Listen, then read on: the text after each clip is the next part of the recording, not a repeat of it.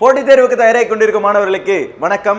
நமது top IAS அகாடமியின் சார்பாக விழுப்புரம் கிளையில டிஎன்பிஎஸ்சி குரூப் 4க்கு நமது ஆகாசாரின் வழிகாட்டுதல் படி தமிழா கஷ்டம், மேக்ஸா ரொம்ப ரொம்ப கஷ்டம் அப்படின்னு நினைக்கிறவங்களையும் 31 நாளில் தமிழில் 100க்கு 100 எடுக்க வைக்கவும், மேக்ஸில் 25க்கு 25 எடுக்க வைக்கவும் நமது அனுபவமிக்க ஆசிரியர்களை கொண்டு பாடம் நடத்த போகிறாங்க.